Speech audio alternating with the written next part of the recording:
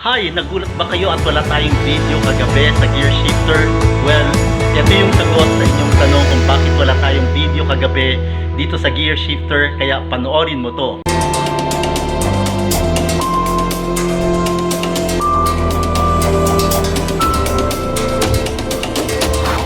The Gear Shifter. Once again, this is Dr. Aldrin Tedrifi Sacristan at ngayon nga sasagutin ko kung bakit wala tayong video kagabi at wala kayong napanood na episode ng Gear Shifter dahil po medyo may kitagdaanan yung ating laptop. Ikikwento ko sa inyo ng buo yan, kaya panoorin nyo po at maraming salamat sa pagsama nyo sa akin ngayong gabi dito sa Gear Shifter. Ito na po yun mga kaibigan. Yan, ito yung aking speaker ngayon. Ito yung aking monitor ngayon. Hindi siya talaga gumagana. Kahapon nag-bug down eh. Biglang magla-live kami with Dr. Ana Paragas doon sa Beautiful Smile. Hindi talaga siya gumana. Pati yung sa TV screen hindi siya gumagana. Pero ngayon gumagana na, kaya naglilipat ako ngayon ng files. So nililipat ko yung files from Kuya Prof TV kasi wala akong backup yan eh. Yan. So nililipat ko ngayon kasi gumana ngayon yung monitor. Gumana yung monitor ni gumana, kaya naglilipat ako ng files. So hihintayin ko, medyo maraming files kasi wala akong backup ng lahat ng mga thumbnail, yung lahat ng mga videos, mga files ko. So yun, so nagba-backup para siguro next week ipapadala na namin ito. Hindi ko alam kung ang may problema dito yung screen lang o yung card. Nick, ano sa palagay mo yung may problem dito? Card daw eh, mukhang card daw yung may problem. So nilipat ko muna dito sa may sala. Nagba-backup ako ng mga files. Pero itong TV screen na to, nilipat ko to nung nagloko yung aking screen, nilipat ko sa studio. So doon kami, ginagamit ko to doon. Pero ngayon, ito, sa sala ako, wala akong magawa kundi mag-backup muna ng files, then magplano ko anong mga dapat gawin. Yan. So ayan mga kaibigan, no. Pasensya na kung hindi tayo nakapag-live o nakapag-upload ng video kagabi. April 20, 8:30 for Gear Shifter, wala tayong video kagabi. So yun yung nangyari, kaya ito siya ngayon. Yan. Ginagawan ko ng paraan, sana matapos. So ipapakita ko sa inyo mga kaibigan yung aking studio kung saan nanggaling itong yan. Gulo. Ito. Ayan. Dito po dito ako nag-work eh. Ngayon lumipat muna ako dun sa labas. Ayan. Kung papansinin niyo, nag-improvise ako dito ng camera. Yan, kinabit ko diyan. Yan o. Inipit ko sa libro. Naglagay ako ng isang stick. Tapos, dyan ko nilagay yung camera na to para pag nagla-live ako, yan, pag nagla-live, medyo maayos. Yan. Nandito ako sa area na to. Yan. Dito ako sa area na to. Yan. So, yan mga kaibigan, hindi ako makapag-work ngayon kasi naglilipat ako ng files, pero may ginamit akong isang laptop kahapon kaya nakapag-live pa rin kami with Dr. Ana sa Beautiful Smile. Pero iyon, kailangan ko talagang ayusin yung laptop. Habang pinapaayos siguro yung laptop ay ano ba, sabi nung service center ng Acer, aabot daw ng mga 1 month to 1.5 month para maayos yon. Kasi medyo may problema ngayon sa mga spare parts dahil nasa quarantine, nasa ECQ, pahirapan yung paglabas sa pier ng mga parts daw, kaya yon, medyo may problema tayo dyan. Although may backup naman tayo, pero hindi kasing lakas nung papalitang computer yung papaayos natin. Okay, balik tayo dun sa ginagawa nating pagbabackup ng file. Yan, ito muna tayo, no mga kaibigan. Yan. So pagpasensyaan nyo na. Marami pa naman tayong plano sa Kuya Prof TV. Sana matuloy-tuloy yon. So maraming salamat sa suporta mga viewers ng mga G-Shifters, mga ka-Kuya Prof TV, mga ka-Dreamers. Maraming salamat sa inyong suporta.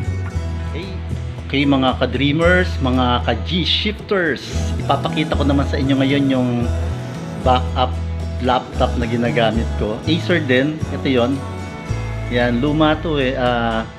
Ito yung laptop dati ni Cyril, napunta kay Dominic, tapos ngayon ang gumagamit si mami niya kasi may tag-isang laptop na ngayon yung dalawang bata.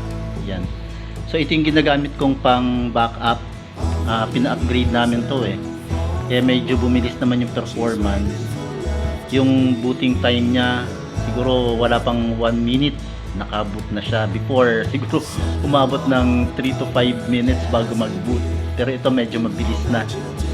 Yan. Nandito ako sa sala ngayon kasi tatry kong mag-work. May mga dapat akong tapusin. Yan, ang bilis mag-boot. So ongoing pa rin yung ano.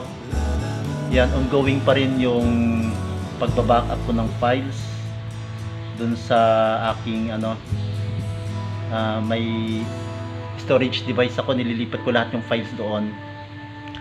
So dito muna ako sa sala ngayon. Yan, mag-work ako mga kaibigan, mga ka-G-Shifters. Medyo hindi tayo nag-work sa studio natin ngayon kasi nagba-backup tayo ng files tulad ng pinakita ko sa inyo kanina. Pinakita ko na rin sa inyo kanina yung backup na laptop na ginagamit ko para tuloy-tuloy yung trabaho natin. Siyempre nagpi-prepare pa rin tayo para sa online class. Sa darating na Sabado magto-talk tayo about dun sa possible business na pwedeng pasukin ng mga tao sa community. Ituturo ko sa kanila, magbibigay ako ng idea sa kanila na siguro magfo-focus sila dapat dun sa kanilang talent, kung ano yung skills na meron sila, at dun sila magsimula kung ano yung kaya nilang gawin, tulad ng pagluto, tulad ng kahit anong skills na meron sila, dun sila mag-focus. Maraming mga tao na dun kumikita ngayon eh, gumagawa ng halo-halo, nagluluto ng kung ano-ano, mga pastries, di ba? So isang posibleng pagkakitaan yan, kaya yun yung ituturo ko. Bibigyan ko ng idea yung mga tao sa community kung paano ba kumita doon, lalo na ngayon online naman eh. Kayang-kaya nilang kumita doon. So yan po yung mga kaibigan yung ginagawa nating preparation ngayong week na ito, kasi marami po tayong mga activities, marami rin po tayong mga commitment. At the same time, sumabay pa itong pagkasira ng laptop natin. So may dumagdag dun sa schedule natin para next week. Siyempre, kailangan natin siyang ipagawa. Kailangan nating bigyan ng oras na dalhin yung laptop natin sa service center ng Acer. Sana maayos kaagad nila. Okay, so mga kaibigan, babalik ako. Ipapakita ko pa rin sa inyo mamaya-maya lang yung mga kaganapan dito, yung development ng ginagawa nating pagba-backup ng file sa ating storage device. Yan, medyo malapit na mga kaibigan, no?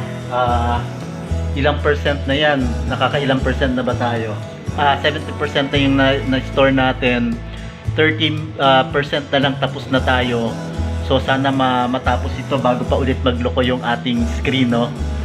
Kasi kahapon talaga, kahit ikabit ko dito sa screen na ito, hindi kumukonekta, hindi na napipick up ng screen. So kaya sinabi ng anak ko, si Dominic, na baka yung problema talaga ay dito na mismo sa card ng laptop natin. So ito talaga blankong-blanko eh. Bagong-bago pa lang yan, wala pa siya actually 1 year, 6 months pa lang. So pinurchase namin ito nung nasa kalagitnaan ng pandemya last year, mga around September. So pinurchase namin siya. So roughly 6 months hindi pa talaga siya gamit na gamit, kaya nagtataka ako bakit nangyari ito sa laptop na to. Pangatlong Acer na laptop na itong binili namin eh. Kasi satisfied kami sa performance ng Acer. Kung bakit nangyari ito, hindi ko alam. Okay, malalaman natin pagdating sa service center. Okay, malapit na. Nasa 91%. Yan, 91% na, 92% mga kaibigan. Matatapos na, sana talagang ma-backup lahat ng files. Yung susunod ko dito, yung mga files ko naman sa school. Although may backup ako noon, pero yung mga latest kong files wala eh. So iba-backup ko na rin para sigurado. Yun lang. I'll make sure na lahat ng files na bago naka-backup. Kasi mga dati ko ritong dati kong mga files naka-backup na naman. Meron pa pala akong dapat na i-backup mga kaibigan. May mga files ako na bago yung sa Amazon Arcade Publications, yan. So iba-backup natin lahat yan. Yan, yung mga sa Lazada mayroon din. So iba-backup, marami pala rin tayong iba-backup ngayon. So sana matapos na 95%. Yan. Okay, 99%. 1% na lang. Tapos na yung pagba-backup natin ng lahat ng files para sa Kuya Prof TV. Ayan. So magiging masaya na ako. Makakapag-work ako na nandito lahat ng files ko. Ayan. Okay mga kaibigan, na tapos na rin yung pagba-backup natin at medyo gumagana pa yung ating screen, no? Lahat ng mga files na kailangan nating i-backup, i-backup na natin at i-edit ko na tong video na to para ma-upload natin. Ito yung kapalit ng hindi natin nagawang video para sa gear shifter kagabi. I-upload natin to ngayon pagkatapos, kahit anong oras na matapos ito, i-upload ka agad natin. At mamayang gabi sana makapag-upload tayo ng panibagong video, yung para ngayon talaga pang 8:30. So mga kaibigan, dalawang video yung expect nyo na meron tayo ngayon. Kung hindi man live, magre-record pa rin tayo ng isang video para sa gear shifter tonight for 8:30 broadcast ng ating gear shifter.